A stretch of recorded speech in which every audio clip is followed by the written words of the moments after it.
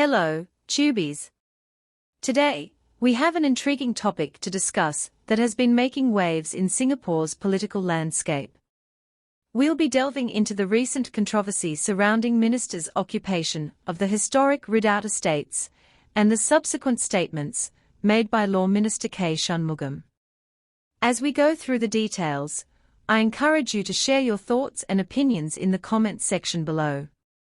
During a Parliament session, Minister K Shanmugam made a thought-provoking point.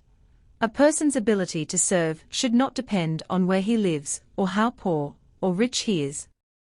To support his argument, he brought up two revered members of Singapore's old guard, the late Dr. Goh Keng Swee and Hon Sui Sen.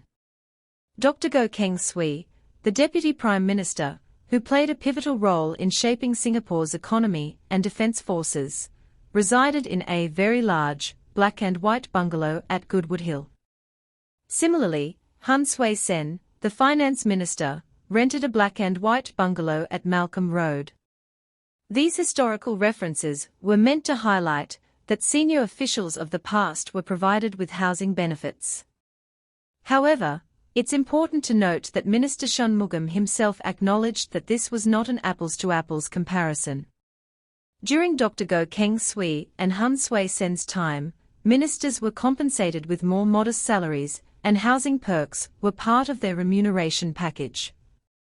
The black and white bungalows mentioned were among the benefits extended to senior officials. But times have changed. In the present day, Singaporean ministers receive the highest salaries in the world, but do not enjoy the same housing privileges. Prime Minister Lee Hsien Loong himself stated in Parliament that ministers are paid a clean wage and are not provided with an official residence. This shift in policy was intended to enhance transparency and align with the principle of meritocracy. The core issue that has sparked controversy and demands for accountability is the revelation of ministers residing in two of the country's most coveted government bungalows. The public seeks answers regarding whether these ministers received special treatment, potential conflicts of interest, and breaches of the Ministerial Code of Conduct. It is essential to recognize that this is not about ministers living in luxurious private properties, or HDB flats.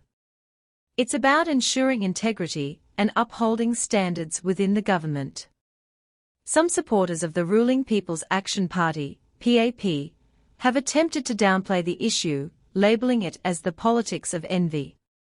They argue that it is normal for ministers, given their status and wealth, to live in premium residences. However, this misrepresents the concerns raised by the public. The focus is not on ministers' personal housing choices, but on the transparency and accountability surrounding the occupation of these historic government bungalows. Now, let's tackle the question posed in the statement. Do the current ministers measure up to a man of towering achievement like Dr. Goh Keng Swee? It's important to remember that comparing individuals across generations is subjective and complex. Dr. Goh Keng Swee was a remarkable figure who left an indelible mark on Singapore's development.